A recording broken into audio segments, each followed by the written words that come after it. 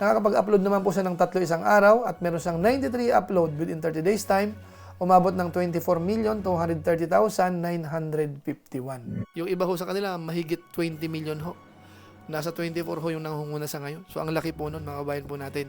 So, ngayon po, para mas malinaw ho, puntahan po natin yung pinaka-tabulation.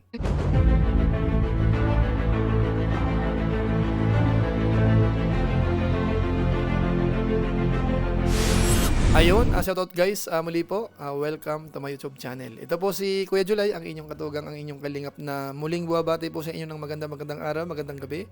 Saang panig man po tayo ng mundo naroon at sa araw nito, panibagong vlog po tayo. Pag-usapan po natin sa ngayon ay yung patungkol po sa mga channel na mga charity vloggers po sa buong Pilipinas. Kunin po natin yung top 8, yung nagkakaroon po ng pinakamaraming views o kaya yung most viewed channel ho as of August 15, 2026. Ano po, based po yun sa 30 days time. Sino nga ba ang namumuna po sa ngayon? Yung views ho ba nila ay bumababa or tumataas? Pag-usapan po natin yan maya-maya ng konti. Pero bago po yun, konting paalala po si Kuya July. Baka sakaling meron po dito hindi nakasubscribe sa ating YouTube channel, wag natin kalimutan. July Paunil. Tapos, pakipindot lang po yung notification bell button para lagi po tayong updated sa aking mga video upload. Tapos yung ating Facebook page po, July Paunil 2.0, pwede po nating i-follow at saka po pwede po nating i-like. So maraming salamat po sa inyong lahat at kung okay lang po, pakisuportahan ho itong mga nire-review po natin, mga charity vloggers po sa Pilipinas. Maraming salamat po sa inyong lahat. Ngayon tuloy na po tayo, pag-usapan na po natin itong patungkol po sa mga charity vloggers po sa Pilipinas, na kung saan ho sila po yung nagkakaroon po ng malaking views po. Ibig sabihin, sinusuportahan ho ng mga viewers. Walang mga kupas-kupas, hanggang ngayon malalakas po ang kanilang YouTube channel. At siyempre po, may disclaimer lang po muna tayo. Ito po yung simpleng review lang, hindi po para pag-away-awayin po sila. Pakita lang po natin yung mga data, performance po ng kanilang channel, based po sa views, at yan naman po ay available sa internet, sa Social Blade, sa YouTube, at ginagawan lang po natin ng pinaka-summary, sinisimplify po natin para mas madali nyo pong maintindihan. So para hindi na po magtagal, proceed na po tayo. Balikan muna natin sandali po yung dating ranking noong nakaraang buwan, July 2026. Ito po. Ito po yung ating ranking po noong nakaraang buwan, July 2026. Ang nanguna po ay si Daddy Frankie. 25.28 million views po siya. Pangalawa po si Pugong Biyahero, 24.45 million na views. Pangatlo Kalingap Rab, 15 million views. Pang-apat, Ruel of Malalag, 7.99 million views. Pang-lima, Kalingap Edo, 3.38 million na views. Pang-anim, Kuya Bal Santos Matubang, 2.88 million na views. Pang-pito, Tekram, 2.69 million na views. Pang-8, Lori Aquino Talita, 2.48 million na views. So sila po yung ating top 8 po nung nakaraang buwan. Ngayon ang tanong, sino po sa kanila ang malalaglag at sino po ang papasok? Ang malalaglag po dyan ay si Kalingap Edo at siya po ay papalitan ni Pinoy na Equatorial. Makawayan po natin. So ngayon naman po, diretso po muna tayo sa statistics po ng kanilang YouTube channel at sila na po yung papasok po sa ating top 8 as of August 15, 2026. Unahin po natin si Pinoy na Equatorial. Ang kanyang video views po for the last 30 days ay umabot ng 2.5 million. Tapos yung added subscribers naman po for the last 30 days ay nasa 1,000. Ang kanyang subscribers po sa ngayon ay nasa 638,000. Total video views nasa 434,479,852. Rang sa Pilipinas pang 488. Daily performance, pagdating po sa bilang ng subscribers, 33 po ang nadadagdag araw-araw. Daily views, nasa 83,335. Nakakapag-upload po siya ng 5 isang araw average. Umabot po ng 157 upload within 30 days time. At ang views po niyan ay nasa 2,500,058. Isunod po natin si Lori Aquino Talita. Ang kanyang video views po the last 30 days ay nasa 2.7 million. Bilang po ng subscribers na nadagdag ay wala for the last 30 days. Ang bilang po ng kanyang subscribers na ngayon nasa 540,000. Total video views nasa 199,213,224. Rang sa Pilipinas pang 574. Daily performance, pagdating po sa bilang ng subscribers, wala hong nadadagdag. Tapos daily views nasa 89,628. Nakakapag-upload naman po siya ng 5 isang araw. Umabot ng 151 uploads within 30 days time. Ang views po niyan nasa 2,688,831. Isunod po natin si Kuya Bal Santos Matubang. Ang kanyang video views po the last 30 days ay nasa 2.7 million. Tapos yung bilang po ng subscribers na nadagdag for the last 30 days ay 0 din po. Ang kanyang bilang po ng subscribers na ngayon nasa 1.65 million. Total views nasa 557,091,343. Rank sa Pilipinas, pang 194. Daily performance, pagdating mo sa bilang ng subscribers, wala akong nadadagdag sa ngayon. Daily views, nasa 89,852. Nakakapag-upload po siya ng 5 isang araw. Kasama po yung mga live stream po dyan. At meron po siyang 136 upload within 30 days time.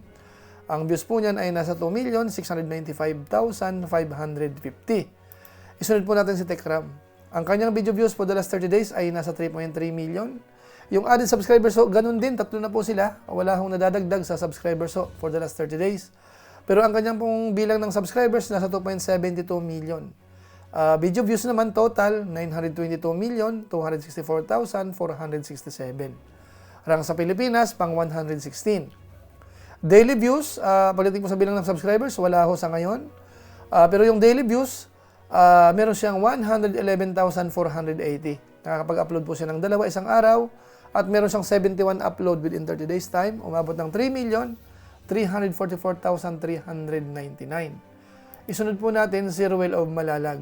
Ang kanyang video views for the last 30 days ay umabot po ng 7.4 million. Added subscribers naman for the last 30 days ay nasa 7,000. So medyo okay po ito.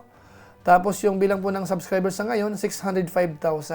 Total video views nasa 326,207,262.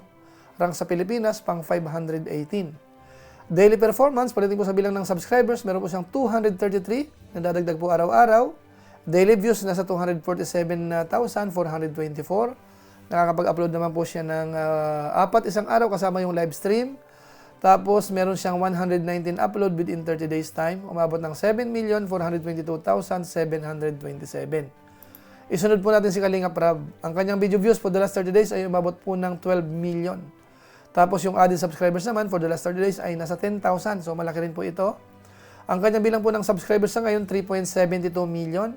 Total views nasa 1,451,083,310. Rank sa Pilipinas, pang 66. Tapos yung daily performance, pagdating po sa bilang ng subscribers, 333 araw-araw na dadagdag.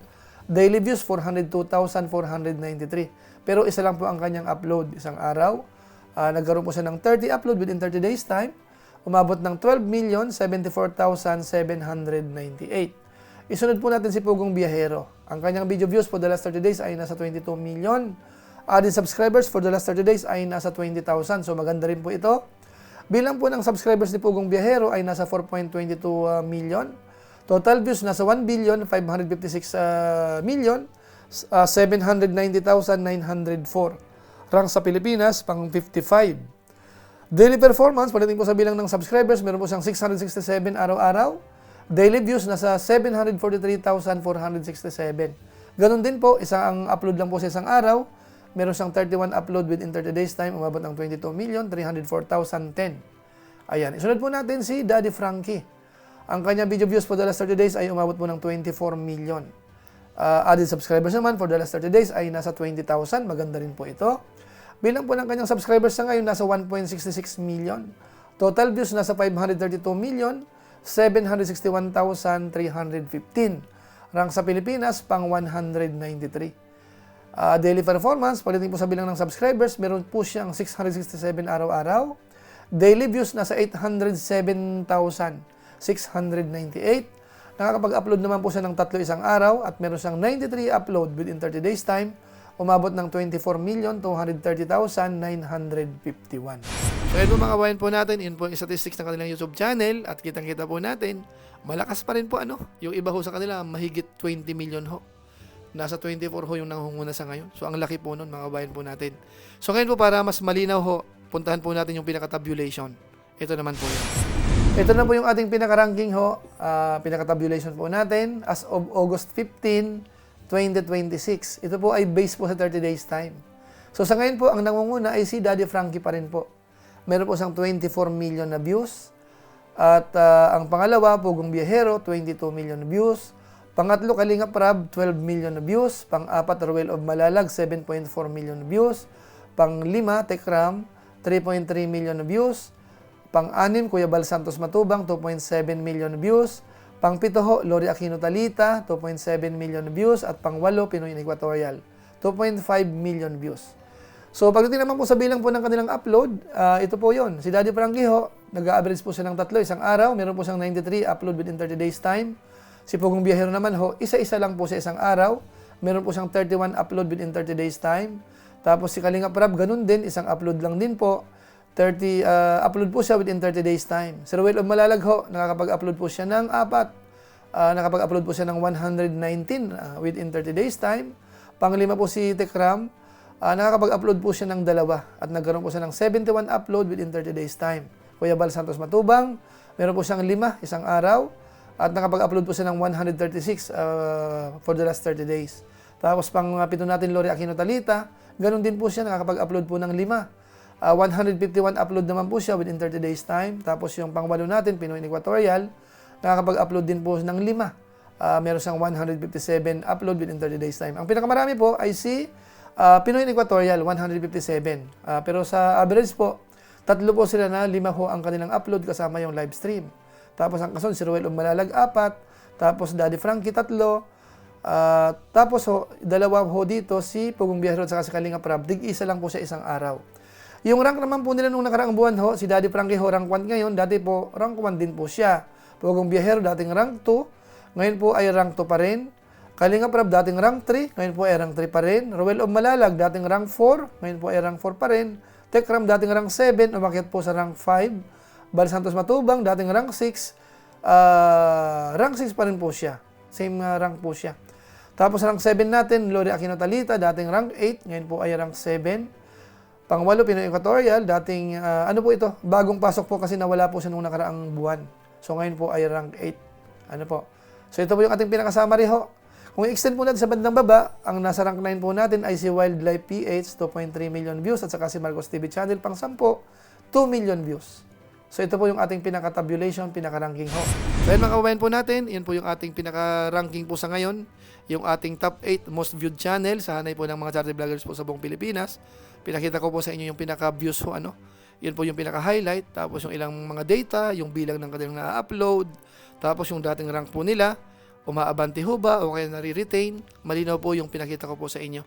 So maraming salamat po sa inyo at siyempre masasabi lang natin congratulations dito po sa mga napasama sa ating top 8 at ganoon na rin po yung pang 9 at saka pang 10. Yung iba po siguro na hindi na natin naisama na medyo bababa ng konti, abangan nyo po sa next review po natin end of the month ho, August 2026. Sana ho makasama po kayo.